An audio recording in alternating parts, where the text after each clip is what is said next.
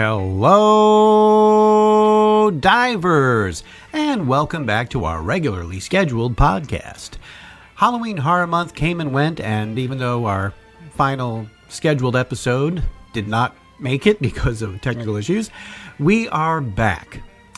I'm Tom Feeney, podcaster and purveyor of pop culture propaganda, searching beneath the surface of what seems to be the ordinary, the mundane, the pedestrian.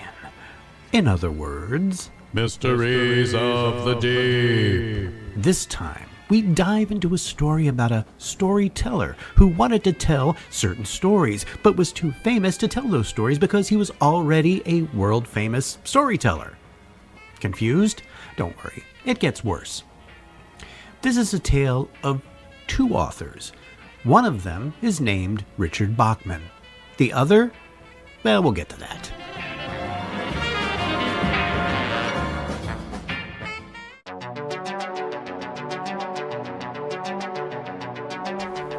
In 1977, a paperback novel was published in the United States with little fanfare or recognition. The book was titled Rage and dealt with a teenage high school student shooting and killing a teacher, then holding an entire classroom full of students hostage.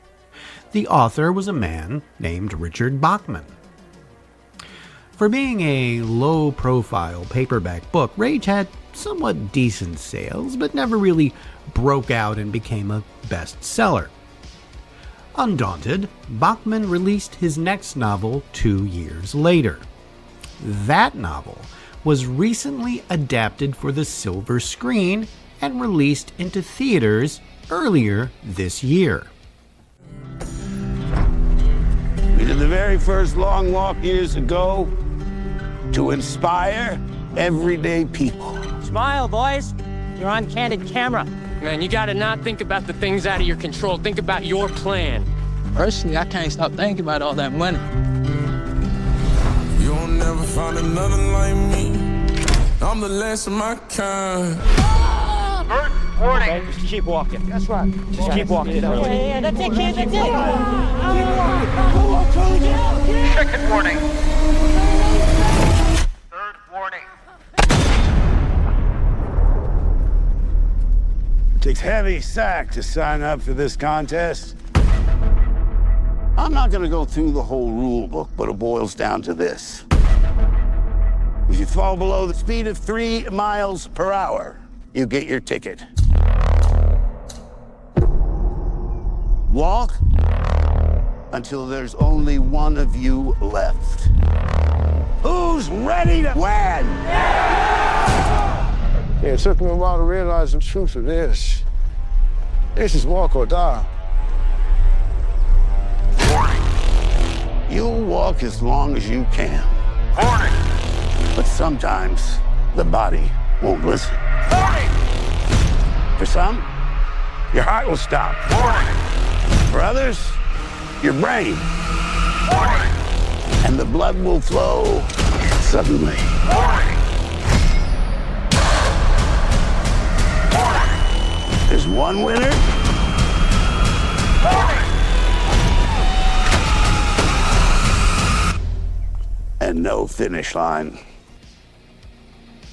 The Long Walk, a dystopian work about a brutal contest where contestants must walk along a predetermined route until all but one has died during the experience. The winner gets anything he wants. Anything at all. The film adaptation did fairly well at the box office, both with audiences and critics.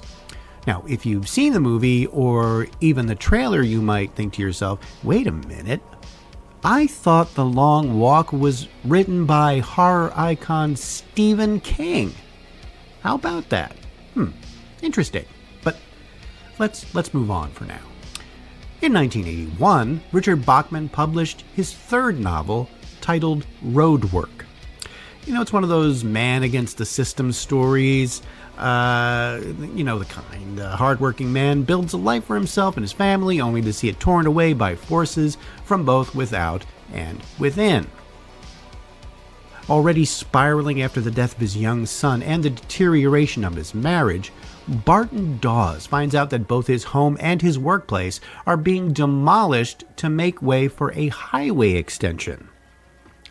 Well, he takes matters into his own hands, and after wiring his entire house with explosives like you do, he barricades himself inside. This leads to a standoff with police that can only end in tragedy. Now, once again, the book was only released in a paperback edition and failed to make a huge splash in the publishing world. The following year, in 1982, Bachman released another novel, somewhat similar in themes to The Long Walk. It's set in a dystopian USA. It deals with contestants fighting for their lives in a contest. But instead of a long walk, it's about the Running Man. America's #1 action hit is hitting the holidays. Arnold is at his best. Fans start running, says Joel Siegel of Good Morning America. Showtime. The best Schwarzenegger movie since The Terminator, says Michael Wilmington, LA Times. Arnold Schwarzenegger is the Running Man. I'll be back. The Running Man. Rated R, now playing. The film adaptation starring Arnold Schwarzenegger came out 5 years after the novel and was technically the first book by Richard Bachman to be adapted for the big screen. This was before anyone knew that Bachman really was, well, just bear with me. The campy yet violent film adaptation became something of a cult hit, especially on home video. Now, in 2025, a new adaptation is being released in theaters. Directed by Edgar Wright, the man behind Scott Pilgrim vs. the World, Baby Driver, and Shaun of the Dead, the new Running Man looks to be a fun, action-packed take on the material. Welcome to the Running Man. Survive, and you will walk away with $1 billion. Don't die for free. You're special, Richard. You have what it takes to win this game. Don't you get it? This game is rigged. I'm gonna come back here and burn this building down. I promise. That's the spirit. The Running Man. Tickets on sale now. Only theaters November 14. In 1984, the first book by Richard Bachman to be published in a hardcover edition was released. It was about lawyer Billy Halleck, who, due to his careless driving, accidentally kills an old woman who is crossing the street. Because of his legal connections, he is able to escape any real consequence. But what he can't escape is a deadly curse put upon the lawyer by the old woman's 106-year-old father. The curse causes Halleck, who is morbidly obese, to slowly get thinner and thinner and thinner, which happens to be the title of the book, and the film that was made 10 years later. When Thinner was published, it got some media attention initially, and it sold a respectable 28,000 copies. But some amateur sleuths began to wonder about the elusive Richard Bachman and why his writing style seemed familiar.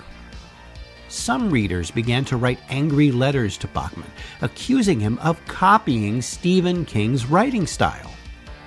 There were those who felt that Bachman and King might even be one and the same. When asked about Bachman, King would deny it and assure people that he and Bachman were two different individuals.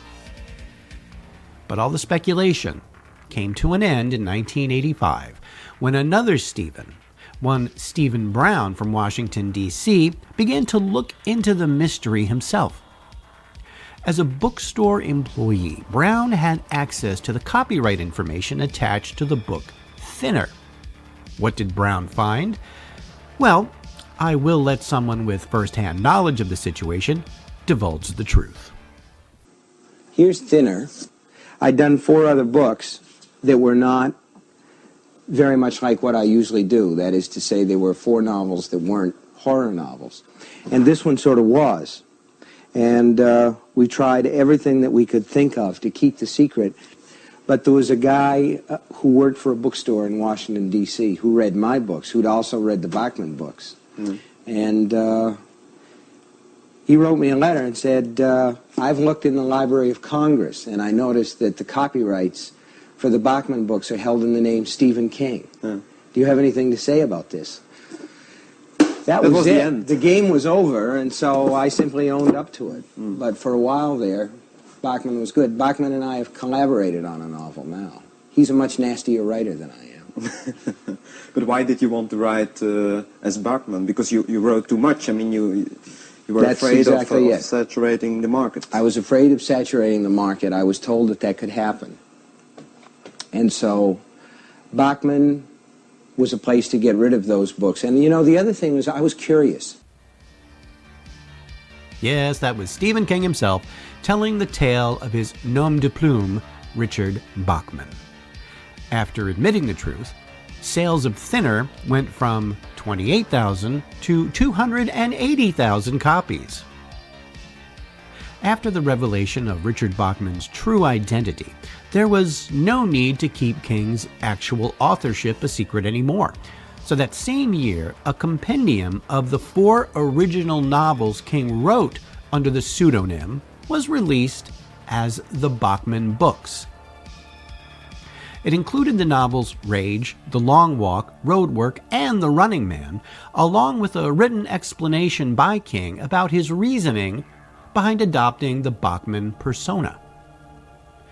With the truth having been exposed, Richard Bachman was pronounced dead, having passed away from, as King put it, cancer of the pseudonym. But, as they say, you can't keep a good, even dead, author down. King would use the idea of an author confronted by his own pseudonym in the novel and later film, The Dark Half. And like a zombie rising from the grave, Bachman himself would rise again. 2 more times, in fact. In 1996, a new Bachman novel called The Regulators was, quote, discovered. It was released at the same time as the Stephen King novel Desperation, and both books took place in similar but alternate universes where characters overlapped. Now, don't ask me to explain any further because it gives me a headache. Now, another discovered work by the late Mr. Bachman was published in 2007. Called Blaze, it dealt with a mentally challenged man who kidnaps a baby from a wealthy family. In reality, the book was an early King novel which had been forgotten about in a trunk in King's attic. He dusted off the manuscript, rewrote much of the text, and published it as a Bachman book. One footnote here. There is one of the Bachman books that was never republished on its own, by request of Stephen King. That was the novel Rage. That was the one about the school shooting. King had mixed feelings about the book and the effect it might have on impressionable teenagers. It might also have something to do with the fact that King wrote it when he was an impressionable teenager. But it seems, for now, that Richard Bachman is permanently interred in the pseudonym graveyard, along with Mark Twain, Alan Smithy, Ellery Queen, Franklin W. Dixon, and many others.